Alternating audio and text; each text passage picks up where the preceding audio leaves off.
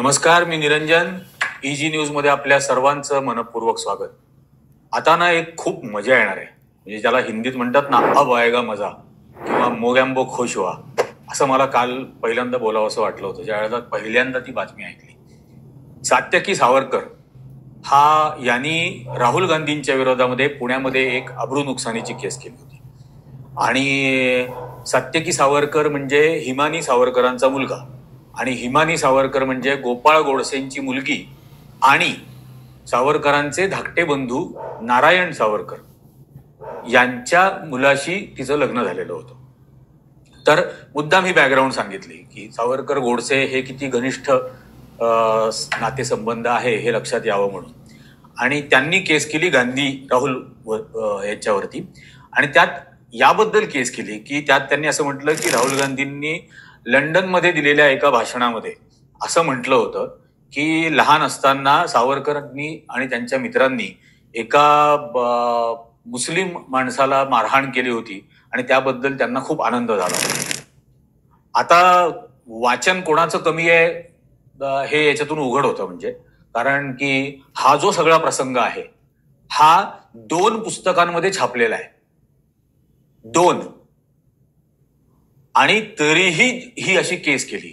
आता मुळामध्ये मला ज्या सामान्य नागरिक म्हणून ज्या शंका होत्या की मुळात हे भाषण त्यांनी केलं लंडनमध्ये, याच्यावरती कुठलं ज्युरिस्डिक्शन पुण्या कोर्टाचं लागतं, पण पुण्या कोर्टामध्ये ती सादर केली. ती केस दाखल केल्यानंतर राहुल गांधींच्या नावाने समन्स काढलं गेलं वगैरे वगैरे.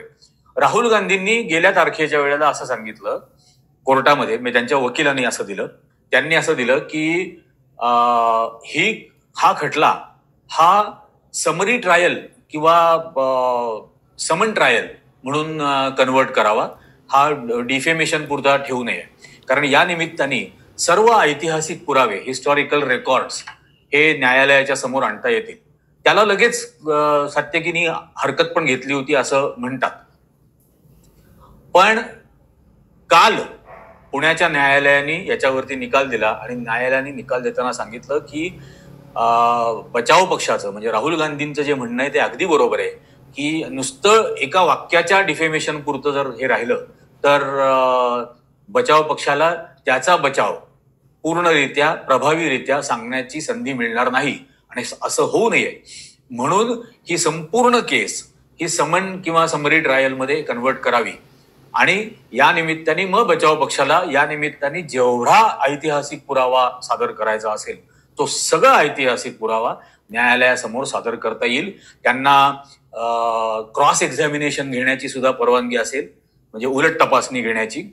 मग ती सात्यकीची असेल किंवा सात्यकीच्या वतीनं जे विटनेसेस कोर्टामध्ये आणले जातील त्या सर्वांची क्रॉस एक्झामिनेशन ही घेण्याची संधी राहुल गांधी आणि त्यांच्या वकिलाला अर्थातच ही उपलब्ध असेल. आणि ही खूप मोठी गोष्ट आहे, खूप मोठी गोष्ट आहे. कारण की न्यायालयामध्ये असं प्रत्येक पुरावा घेऊन त्याच्यावरती चर्चा करून त्याच्यावरती विटनेसेस सादर करून त्याचा ऐतिहासिक रेकॉर्ड समोर करून एक लक्षात ठेवलं पाहिजे, काँग्रेस पक्ष हा गेले 1885 पासून हा काँग्रेस पक्ष आहे. काँग्रेस पक्ष त्याच्यानंतर सत्तेमध्ये पण होता. त्यामुळे काँग्रेस पक्षाकडे जे आर्काईव्ह आहे, किती का नॅशनल आर्काईव्ह मधलं रेकॉर्ड यांनी नष्ट केलेला असे ना, किती का आर्काईव्ह मधलं रेकॉर्ड नेहरू मेमोरियल लायब्ररी मधलं यांनी नष्ट केलेला का असे ना, पण हे सर्व आर्काईव्ह हे काँग्रेस पक्षाकडे असणार. जे नसेल ते माझ्यासारखी माणसं देतील, आनंदाने देतील. कारण मी सुद्धा लंडन मधल्या आर्काईव्ह मधून कागदपत्र आणलेली आहेत. अंदमानच्या सेल्युलर जेलची जी काही आर्काईव्ह लंडन मध्ये आहेत तिथून आणलेली आहेत, पॅरिस मधून आर्काईव्ह मधून तिथून आणलेली आहेत, आणि मग हे सगळं समोर आणता येईल. मग त्यात सगळी मर्सी पिटिशन्स त्यांनी दिलेली असतील, मी जे त्या मर्सी बेगर म्हणतो, दयेची भीक मागितली, तर ते त्यांचे 6 अर्ज, त्यातली भाषा, त्या भाषेवरती विश्लेषण. कारण तुम्ही भाषा ज्या वेळेला स्वतः सावरकर त्यांच्या मर्सी पिटिशन मध्ये अशी भाषा लिहितात की where else will this prodigal son turn but to the merciful doors of the parental government.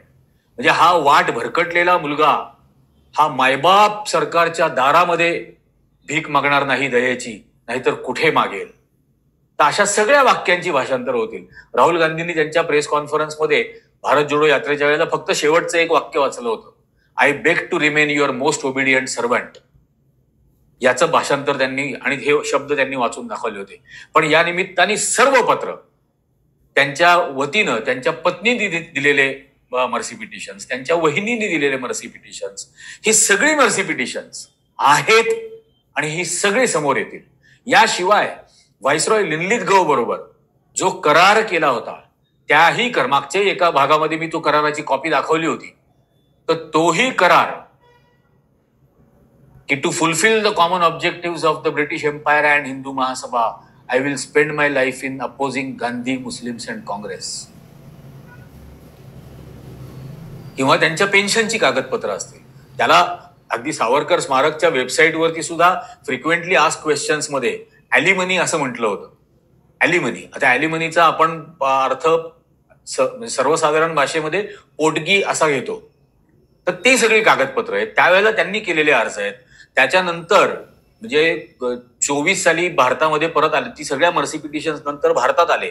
भारतात आल्यानंतर 21 ते 24 म्हणजे मुळात तो 50 वर्ष 25 वर्ष हा प्रॉपगंडा. प्रत्यक्षात तुरुंगामध्ये राहिले ते 9 वर्ष 10 दिवस 10 महिने आणि 9 वर्ष 10 महिने हे तिथं राहिले. 4 जुलै 1911 ते 2 मे 1920 एवढा कालावधी ते 21 तुरुंगामध्ये होते. तर 9 वर्ष 10 महिन्याचा तो कालावधी. त्याच्यानंतर येरवड्यामध्ये सामान्य कैद्यासारखं त्यांना जे 3 वर्ष ठेवलं. मग 24 साली त्यांनी फायनल इंग्रजांबरोबर जो करार केला, की मी कोणत्याही राजकीय ऍक्टिव्हिटीमध्ये भाग घेणार नाही आणि सरकारच्या परवानगीशिवाय रत्नागिरी सोडून जाणार नाही. मग रत्नागिरीमध्ये त्यांना ठेवलं गेलं आणि ठेवल्यानंतर सर्वत्र ते फिरले भारतभर. ताबडतोब 1 महिन्यामध्ये त्यांचा नाशिकला काळाराम मंदिरामध्येच सत्कार झाला. नागरिक त्यांना थैल्या पण देत होते, देणग्या पण देत होते. हे सगळं होत होतं आणि त्या सगळ्या काळामधला जो सगळा डिस्कोर्स बदलला त्यांच्या बोलण्याचा, आणि ते सगळं कसं हिंदुत्ववादी किंवा त्यांनी लिहिलेलं पुस्तक 1923 साली हिंदुत्व या नावाने, याची कॉपी पण माझ्याकडे आहे, पहिली एडिशन त्याची. त्यात त्यांनी काय लिहून ठेवलं, नागरिकत्वाची व्याख्या, त्यात मुळामध्ये हा दुहेरी 2 नेशन थेअरी ज्याला म्हटलं जातं, द्विराष्ट्र सिद्धांत, हे त्यात कसं लिहिलं. त्यांनी द्विराष्ट्र सिद्धांतावरचा प्रस्ताव हिंदू महासभेचे अध्यक्ष म्हणून अहमदाबादच्या हिंदू महासभेच्या अधिवेशनामध्ये कसा मांडला की हिंदू आणि मुसलमान हे एक राष्ट्र असूच शकत नाही, हा हिंदू महासभेने पास केलेला प्रस्ताव आहे 1937 साली. तर असे सगळे प्रस्ताव. त्याच्यानंतर इंग्रजांच्या लष्करामध्ये सैन्य भरती करण्यासाठी त्यांनी हिंदू मिलिटरी रिक्रुटमेंट बोर्ड काढले आणि ही मिलिटरी रिक्रुटमेंट सेंटर देशभरातल्या 600 शहरांमध्ये सुरू केली हिंदू महासभेतर्फे. त्यांचा सख्खा भाऊ हा केंद्र सरकारच्या म्हणजे ब्रिटिश सरकारच्या सेंट्रल रिक्रुटमेंट बोर्डचा मेंबर झाला. हे नारायण सावरकर, म्हणजे याचे सात्यकीचे कदाचित आजोबा पणजोबा असतील, हे नारायण सावरकर हे इंग्रजांच्या सेंट्रल रिक्रुटमेंट बोर्डचे मेंबर झाले. त्याबद्दल त्यांनी तार पाठवली सावरकरांनी, अभिनंदन आणि आभार मानणारी व्हाईसरॉयला त्यावेळेच्या. हे सगळे कागदोपत्री पुरावे. त्याच्यानंतर त्यांचं इंग्रजांबरोबरचं संपूर्ण कॉरस्पॉन्डन्स, त्या काळातला संपूर्ण कॉरस्पॉन्डन्स, हा सुद्धा या निमित्ताने समोर येईल. त्यांनी रिक्रुटमेंट बोर्ड स्थापन करण्यासाठीचं आवाहन केल्यानंतर ताबडतोब ब्रिटिश गव्हर्नर्स हे ऑर्डर काढतात की त्यांना संपूर्ण सहकार्य करा आणि त्यांना लागणारी सगळी पोस्टर्स, सर्व पोस्टर्स ही त्या ठिकाणच्या रिजनल लँग्वेजमध्ये छापून सरकारी खर्चाने द्या. ही नॅशनल आर्काइव्ह मधली कागदपत्र आहेत. तर किती सहकार्य होतं इंग्रजांबरोबर. आणि त्या पाठवलेल्या पत्रांमध्ये एका ठिकाणी काही ठिकाणी बऱ्याच ठिकाणी त्यांनी हा उल्लेख केलेला आहे की भारतावरती नॉर्थ ईस्ट वरून जे आक्रमण होऊ पाहत आहे त्याचा मुकाबला करण्यासाठी इंग्रजांच्या सैन्यामध्ये सामील व्हा. नॉर्थ ईस्ट वरून भारतावरती त्यावेळेला नॉर्थ ईस्ट वरून सुभाषचंद्र बोस यांची आझाद हिंद सेना आक्रमण करणार होती आणि सुभाषचंद्र बोसांच्या आझाद हिंद सेनेचा विरोध करण्यासाठी म्हणून इंग्रजांच्या सैन्यात सामील व्हा, अशी पत्र आहेत. ही सगळी पत्र या निमित्ताने कोर्टासमोर येतील आणि मग ते सगळे युद्ध कैदी पकडले गेले. ते 40,000 युद्ध कैदी पकडल्यानंतर हे स्वतःला बॅरिस्टर म्हणवणारे आणि यांचे सगळे भोपटकरांपासून सारखे सगळे बॅरिस्टर असलेले समर्थक यांच्यापैकी एकानेही युद्ध कैद्यांची केस घेतली नाही.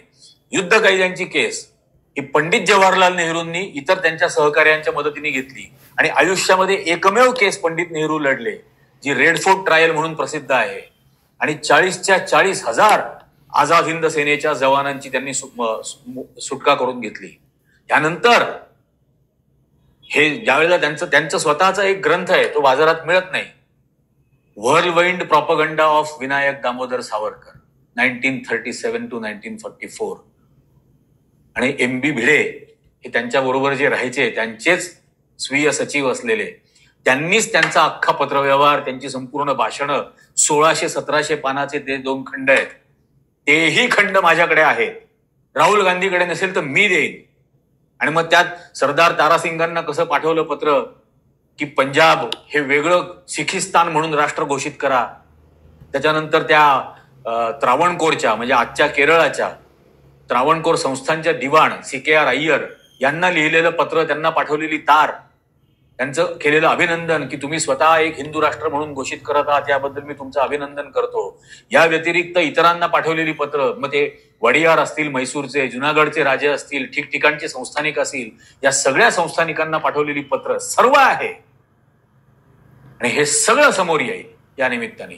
आणि अखंड भारतच्या भाषा करणारे हे प्रत्यक्षात भारताचे किती त्यांना खंड हवे होते, तुकडे हवे होते, हेही त्या पत्रव्यवहारामधून दिसे.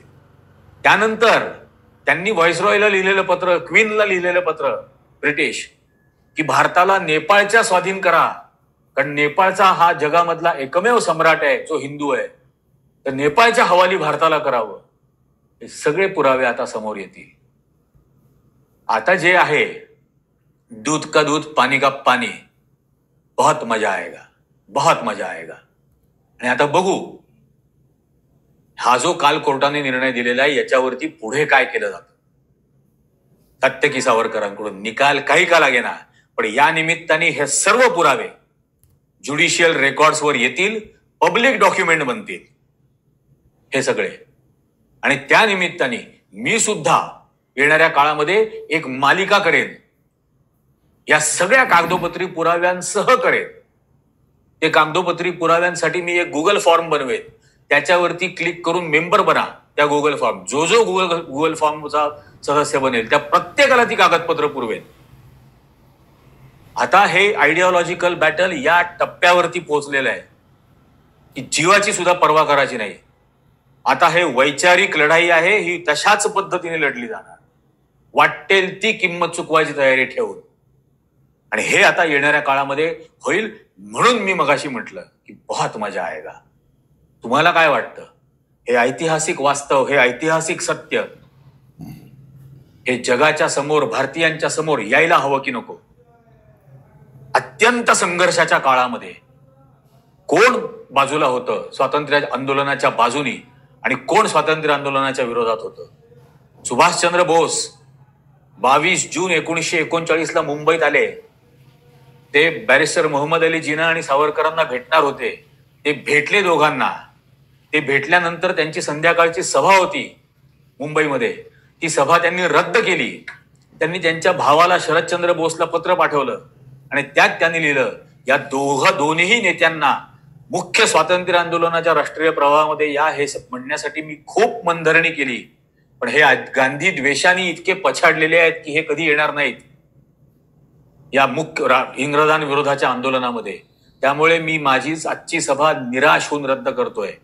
हे संपूर्ण जे घडलं ते 24 जून 1939च्या टाइम्स ऑफ इंडियाने ही संपूर्ण बातमी छापली. हे सगळं समोर येईल.